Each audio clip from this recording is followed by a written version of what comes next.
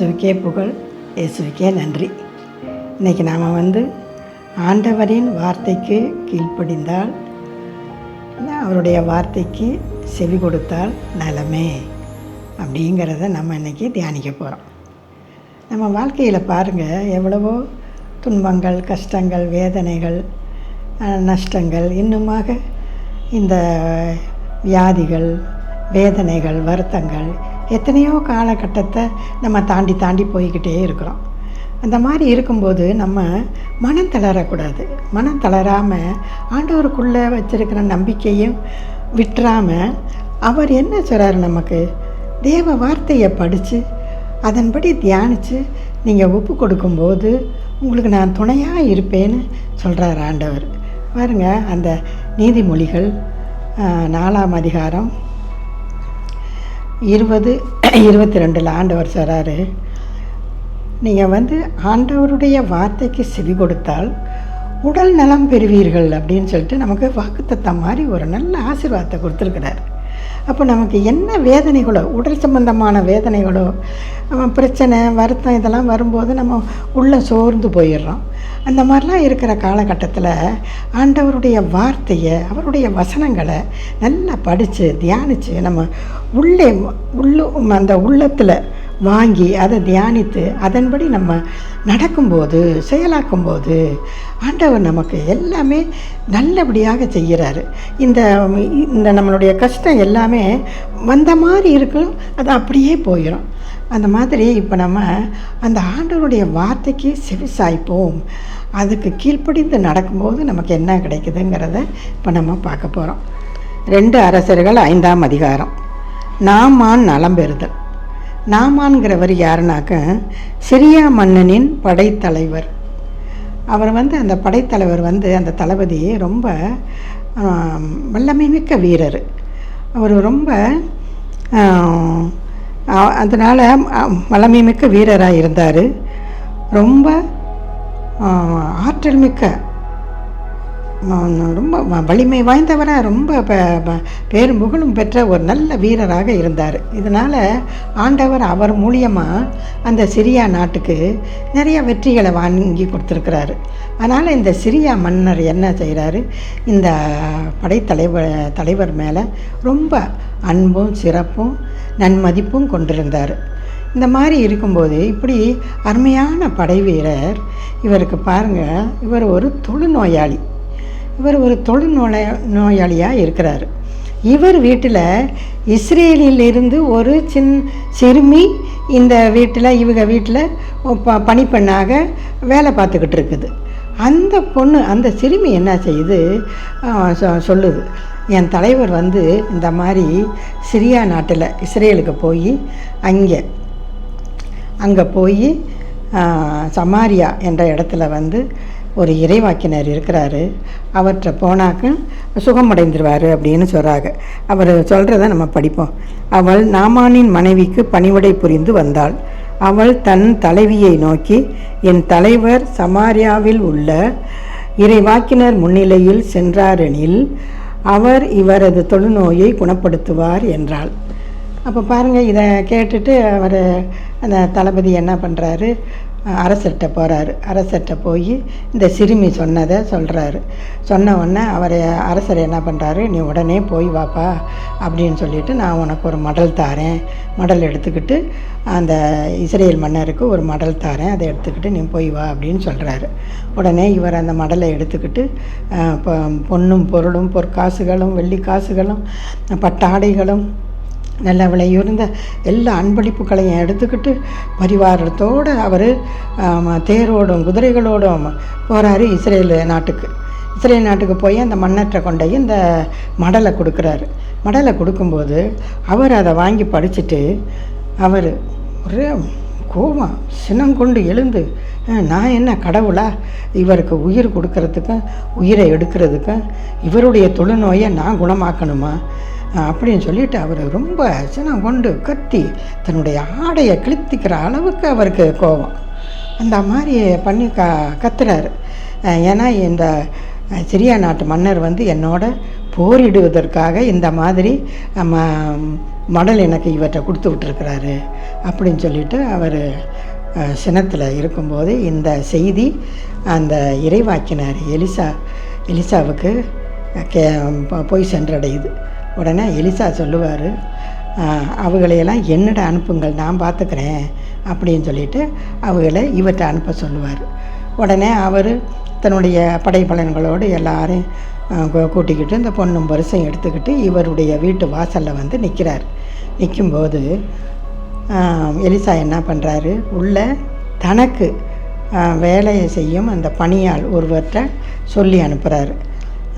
இந்த மாதிரி யோர்தான் நதிக்கரையில் இதை நம்ம படிப்போம். எலிசா, நீ போய் யோர்தானில் 7 முறை மூழ்கினால் உன் உடல் நலம் பெறும் என்று ஆள் அனுப்பி சொன்னார்.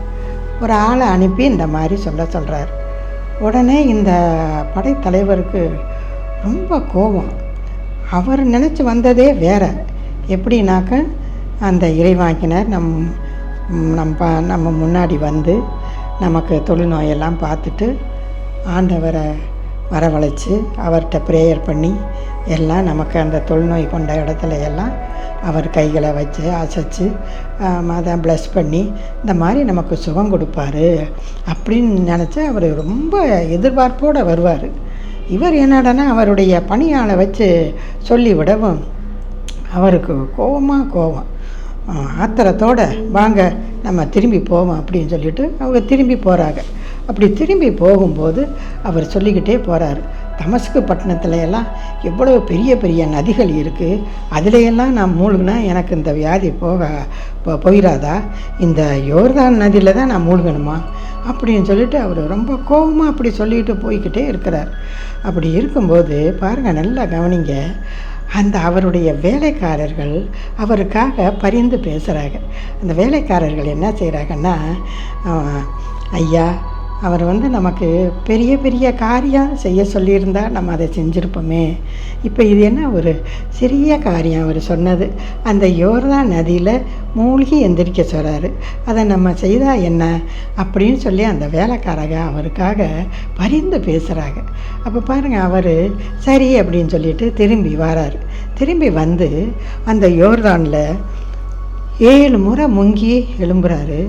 முங்கி எழுந்த உடனேயே அவருடைய நோய் முற்றிலுமாக நீக்கப்படுது. நம்ம அதை படிப்போம். எனவே நாமான் புறப்பட்டு சென்று கடவுளின் அடியாரது வாக்கிற்கிணங்க யோர்தானில் 7 முறை மூழ்கி எழ அவர் நலமடைந்தார். அவரது உடல் சிறு பிள்ளையின் உடலை போல் மாறியது. பாருங்க, அவருக்கு அந்த நோய் முழுமையாக குணமடைஞ்சதை விட அவருடைய உடம்புமே சிறு பிள்ளை உடம்பு நம்ம பார்த்துருக்கோம். எப்படி இருக்கும், அது ரொம்ப சாஃப்டாக மென்மையாக அழகாக மினுமினுன்னு இருக்கும் சின்ன பிள்ளைங்க உடம்பு. அதே போல் அவர் உடம்ப சாஃப்டாகவும் நல்லா மினுமினுன்னு அந்த மாதிரி நல்ல அழகான உடம்பாக அவர் ஆக்கிட்டார். பாருங்கள், இவர் இதை பார்த்த உடனேயே அவர் என்ன செய்கிறார் பாருங்கள். உடனே வாக்கிற்கிணங்க யோர்தானில் 7 முறை மூழ்கியல அவர் நலமடைந்தார். அவரது உடல் சிறு பிள்ளையின் உடலை போல் மாறினது. பின்பு அவர் தம் பரிவாரம் அனைத்துடன் கடவுளின் அடியவரிடம் திரும்பி வந்து, இஸ்ரேலை தவிர வேறு எந்த நாட்டிலும் கடவுள் இல்லை என இப்போது நான் உறுதியாக அறிந்து கொண்டேன் அப்படின்னு சொல்லிட்டு பாருங்கள், அந்த உயிருள்ள தேவன் இதுதான், வேறு எந்த தெய்வத்தையும் இனிமேல் நான் வணங்கவே மாட்டேன், எதுக்குமே நான் நன்றி பலி செலுத்த மாட்டேன், எரிபலி செலுத்த மாட்டேன் அப்படின்னு சொல்லிட்டு இது ஒன்று தான் உண்மையான உயிர் உள்ள தெய்வம் அப்படின்னு சொல்லிட்டு அவர் ஒரு மனம் மாறியவராக வர்றாரு. அப்புறம் அந்த பரிசுகள் இந்த பொருளையெல்லாம் எலிசாவுக்கு கொடுக்குறாரு. அவர் சொல்கிறார், இல்லைப்பா எனக்கு அதெல்லாம் வேணாம், உன் பொருளை நீனே வச்சுக்க அப்படின்னு சொல்லிட்டு நீங்கள் நல்லபடியாக நலமே போயிட்டு வாங்க அப்படின்னு சொல்லி அவரை அனுப்பிச்சி வைக்கிறாரு. அப்போ பாருங்கள், அந்த மாதிரி அனுப்பிச்சி வைக்கும்போது அவர் சொல்கிறாரு, வேறு அவர் சொல்லிக்கிட்டே போகிறாரு, இந்த தெய்வத்தை தவிர இனிமேல் உன் அடியானாகிய நான் ஆண்டவரை தவிர வேறு தெய்வங்களுக்கு எரிபலியோ வேறு பலியோ ஒருபோதும் செலுத்த மாட்டேன் அப்படின்னு சொல்லிட்டு அவர் மனம் மாறியவராக போகிறார். உடல் சுகம் கிடைச்சதோட உள்ளமும் அவருக்கு சுகம் பெற்று அவர் போகிறார். பாருங்கள், அந்த மாதிரி ஆண்டவருடைய வார்த்தைக்கு முதல்ல அவர் அந்த வார்த்தைக்கு கீழ்ப்படியாமல் போனார். எந்த பலனும் அவருக்கு கிடைக்கல. மறுபடியும் பாருங்கள், அவர் கீழ்ப்படிந்து அதன்படி செயலாக்குனார். செயலாக்கும்போது அவருக்கு பாருங்கள் கை மேலே ஆசீர்வாதம். எவ்வளோ பெரிய அந்த நோய் அவரை விட்டு நீங்குது பாருங்கள். தொழுநோய்ங்கிறது எவ்வளோ பெரிய நோய். அந்த ஒரு 7 முறை மூழ்கி எந்திரிக்கவும் அவருக்கு அப்படியே சுகமாகுது. சுகமானதும் இல்லாமல் அந்த உடம்பை அவ்வளவு மினுன்னு நல்ல ஒரு சாஃப்டான உடம்பை ஆக்குறாரு. இன்னுமாக அவர் பாருங்கள், அவருடைய உள்ளமும் நல்ல மனம் மாறியவராக போகிறாரு. உள்ளம் மாறியவராக போகிறாரு. இனிமேல் இந்த தெய்வத்தை தவிர நான் எந்த தெய்வத்தையும் கும்பிட மாட்டேன், வழிபட மாட்டேன் அப்படின்னு சொல்லிட்டு, இதுக்கு மட்டும்தான் நான் எல்லாமே எரிபலி செலுத்துவேன், நன்றி பலி செலுத்துவேன்னு சொல்லிட்டு அவர் எவ்வளவு ஒரு நம்பிக்கையோடு போகிறாரு பாருங்கள். நமக்கு அந்த நம்பிக்கை தான் வேணும். அந்த நாமானுடைய அந்த மன மாற்றமும் உள்ளத்தில் உள்ள அந்த பெரிய நம்பிக்கை தான் நமக்கு வேணும். இதைத்தான் ஆண்டவர் நம்மளிடம் கேட்குறாரு. இதே போல் பாருங்கள், அந்த நூற்றுவ தலைவர் அவரை பற்றி நம்ம பார்ப்போம். மத்தேயு 8:5 பார்ப்போம். 8:5 நூற்றுவ தலைவரின் பையன் குணமடைதல். அவரும் பாருங்கள் ஒரு நல்ல பெரிய தலைவர், ஒரு நம்பிக்கை உள்ள தலைவர். அவர் பாருங்கள், இயேசு கப்பர்நாமுக்கு சென்றபோது நூற்றுவ தலைவர் ஒருவர் அவரிடம் உதவி வேண்டி வந்தார்.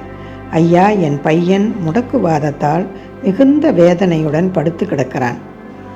1லேருந்து நம்ம படிக்கிறோம். வசனம் அந்த இதில் 5லேருந்து இப்போ நம்ம படிச்சுக்கிட்டே வரோம். நல்லா கவனிச்சுக்கிட்டே வாங்க.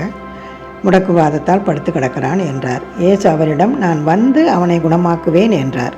நூற்றுவ தலைவர் மறுமொழியாக, ஐயா, நீர் என் வீட்டிற்கு அடியெடுத்து வைக்க நான் தகுதியற்றவன். ஆனால் ஒரு வார்த்தை மட்டும் சொல்லும், என் பையன் நலமடைவான். நான் அதிகாரத்துக்கு உட்பட்டவன் அப்படின்னு சொல்லிட்டு அவர் பாருங்கள் ரொம்ப தாழ்மையாக, அவருமே ஒரு பெரிய நல்ல பேர் போன ஒரு நூற்றுவ தலைவர், படைத்தலைவர். அவருமே நான் அதிகாரத்துக்கு உட்பட்டவன், என் அதிகாரத்துக்கு உட்பட்ட படை வீரரும் உள்ளனர். நான் அவர்களுக்குள் ஒருவரிடம் செல்க என்றால் அவர் செல்கிறார்கள், வேறு ஒருவரிடம் வருக என்றால் அவர் வருகிறார்கள். அப்படியெல்லாம் பணியாளர்களை அவரை வச்சு ரொம்ப நல்ல ஒரு பெரிய தலைவரை வாழ்ந்துக்கிட்டு இருந்தாலும் அவர் எவ்வளோ ஒரு பணிவோடு இயேசுக்கிட்ட மன்றாடி கேட்குறாரு. ஆண்டவரே, எனக்கு இந்த பையனுடைய வேதனை என்னால் பொறுக்கவே முடியலை, எனக்கு எப்படியும் இந்த பையனை குணமாக்கிங்கன்னு சொல்லிட்டு அவரே தாழ்மையாக ஆண்டவர்கிட்ட கேட்குறாரு. அதுதான் இங்கே ரொம்ப முக்கியம். இவ்வளவு ரொம்ப செல்வாக்க வாழ்ந்தாலும் நான் அவர்களுள் ஒருவரிடம் செல்க என்றால் அவர்கள் செல்கிறார்கள், வேறு ஒருவரிடம் வருக என்றால் அவர் வருகிறார், என் பணியாளரை பார்த்து இதை செய்க என்றால் அவர் செய்கிறார் என்றார். பாருங்கள், இந்த மாதிரி ஒரு நல்ல ஒரு பெரிய தலைவர், இவருக்கு வேலை செய்கிறதுக்கு நிறையா பேர் இருக்கிறாங்க. இந்த மாதிரி இருந்தும் கூட அவருக்கு ஒரு பெருமை தற்பெருமை அந்த மாதிரி கிடையாது. ஆண்டவருக்குள்ள தாழ்மையாக தனக்கு வேணுங்கிற அந்த விண்ணப்பத்தை தாழ்மையோடு சொல்கிறாரு. அப்போ அதை தான் ஆண்டவர் சொல்கிறாரு பாருங்கள் என்றார். இதை கேட்டு இயேசு வியந்து தம்மை பின்தொடர்ந்து வந்தவர்களை நோக்கி, உறுதியாக உங்களுக்கு சொல்லுகிறேன், இஸ்ரேலர் யாரிடமும் இத்தகைய நம்பிக்கையை நான் கண்டதில்லை. பாருங்கள், அப்போ ஆண்டவருக்குள்ளே அவ்வளோ நம்பிக்கை வச்சு அவரை சுற்றி அவ்வளவு பேர் இருக்கிறாங்க. ஏன்னா அவருக்கு கப்பர்நாமுக்கு சென்ற போதுனாக்கா அந்த ஊர்களுக்கு செல்லும் போது அவரோட நிறைய ஜனம் போகும். அந்த ஜனம் போக போக அந்த ஜனமெல்லாம் இவரை பற்றி தெரியும். ஏன்னா ஒரு பெரிய ஒரு அதிகாரி போல் பெரிய ஆள், பெரிய தலைவர். இவர் அவ்வளவு பணிஞ்சு அவங்க முன்னாடி ஆண்டவர்கிட்ட கேட்கும்போது ஒரு மாதிரி நம்மெல்லாம் கொஞ்சம் நம்ம நல்லா இருந்தாலே நமக்கு கொஞ்சம் அந்த பணிவு இதெல்லாம் வராது. நம்ம தாழ்மையாக கேட்போமா? அப்படியெல்லாம் இல்லை. இவர் பாருங்கள், அந்த மாதிரி ரொம்ப தன்னை தாழ்த்தி, இவ்வளவு உயர்ந்த பதவியில் இருந்தால் கூட தன்னை தாழ்த்தி அவர் செய்கிறாரு. அந்த ஆண்டவர்கிட்ட அந்த அவருடைய விண்ணப்பத்தை தெரிவிக்கிறார். அதுதான் பாருங்கள் அவர் சொல்கிறார், இந்த மாதிரி நான் ஒரு நம்பிக்கை உள்ள ஆளை நான் பார்த்ததே இல்லை. ஏன்னா எல்லாருமே அந்த பரிசேயர் மறைநூலறிஞர்கள்லாம் ரொம்ப அவங்க படித்த சட்டங்கள் தெரிஞ்சவங்க அப்படின்ட்டு ரொம்ப தைரியமாக இருக்கிறவங்க. இவர் பாருங்கள், அவ்வளவு ஒரு அடிபணிந்து தாழ்மையோடு நம்பிக்கையோடு அவரை கேட்கறதுனால அப்புறம் அவர் சொல்கிறார் பாருங்கள், உறுதியாக உங்களுக்கு சொல்லுகிறேன், இஸ்ரேலில் யாரிடமும் இத்தகைய நம்பிக்கையை நான் கண்டதில்லைன்னு சொல்லிட்டு அப்படி சொல்லி அவர் சொல்கிறார். அதுபோல் அப்புறம் அவர் சொல்கிறாரு, ஒரு வார்த்தை மட்டும் சொல்லும் என் பையன் நடைமடைவான். அந்த வார்த்தைக்கு அவர் எவ்வளவு முக்கியத்துவம் கொடுக்குறாரு பாருங்க. என் வீட்டுக்கு வர நீங்கள் தகுதி இல்லைப்பா, நீங்கள் ஒரு வார்த்தை நீங்கள் சொன்னால் போதும், அந்த வார்த்தை உயிருள்ள வார்த்தை, உண்மையான வார்த்தைங்கிறது எனக்கு தெரியும்னு அவர், ஏன்னா நூற்றுவ தலைவர் தெரிஞ்சிருக்கிறார் இயேசுவை பற்றி. அதனால் அந்த வார்த்தைக்கு அவர் முழு நம்பிக்கை கொடுக்குறாரு. அந்த வார்த்தை, அந்த நம்பிக்கை அவருக்கு அந்த மகனை சுகப்படுத்துது. அதே போல் நாமளும் அந்த இறை வார்த்தைக்கு நம்பிக்கை வைப்போம், அந்த இறை வார்த்தையின் மீது நம்பிக்கை வைப்போம். அவர் என்ன சொல்கிறாரோ அதன்படி நடப்போம். ஆண்டவர் பாருங்கள், நம்மக்கிட்ட என்ன விரும்புகிறாரு, தாழ்ச்சியை விரும்புகிறாரு. நம்ம எவ்வளவு பெரிய பெரிய ஆளுகளாக இருந்தால் கூட நம்மளை தாழ்ச்சியை விரும்புகிறாரு. அவர் பாருங்கள் அப்படியே போயிட்டார். அப்புறம் திரும்பி அவருக்கு சுகம் கிடைச்ச உடனே அவர் நம்புகிறாரு.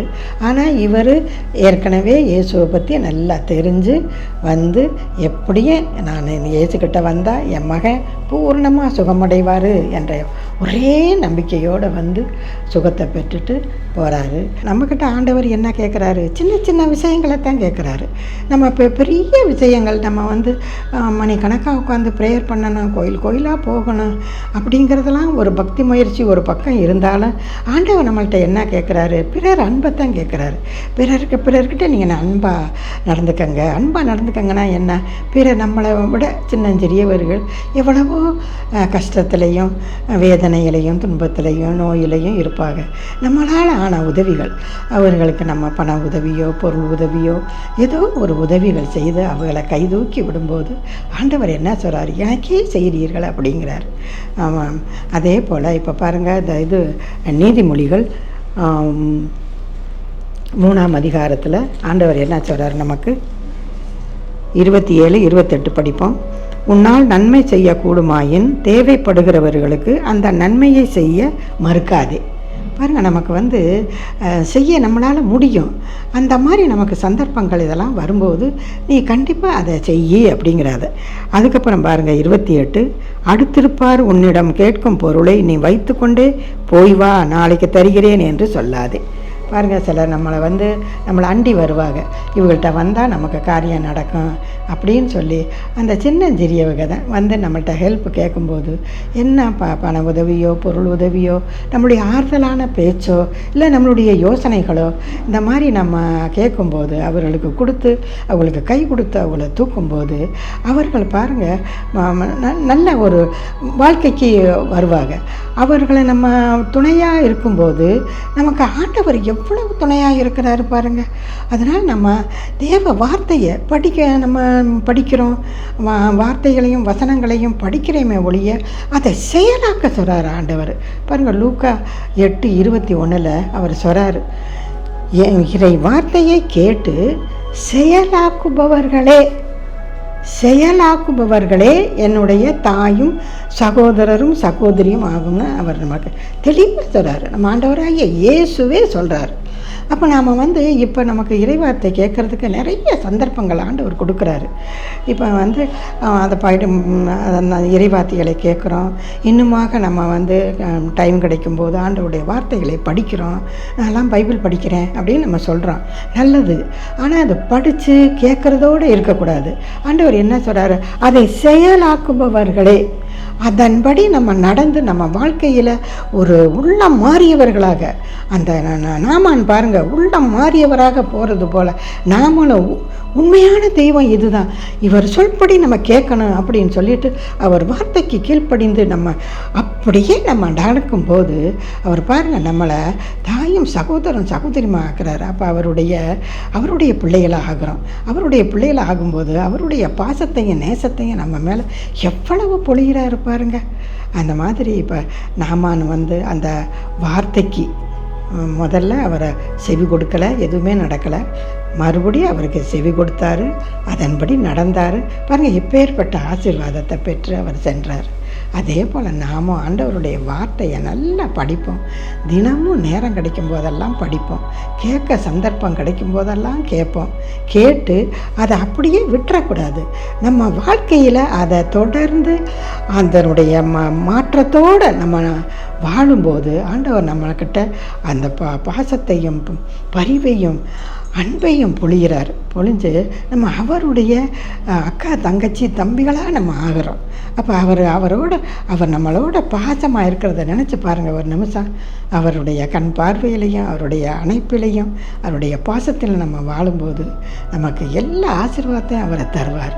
அதே போல் இப்படி உயர்ந்து இருக்கும் இந்த தேவனை நம்ம ஆண்டவராகிய இயேசுவை, ஆண்டவரே உலகின் அரசருங்கிற அந்த 47 திருப்பாடலை நல்லா படித்து ஒப்பு கொடுப்போம். அவர் பாருங்கள், பாடுங்கள் ஆண்டவருக்கு புதியதொரு பாடல் பாடுங்கள்.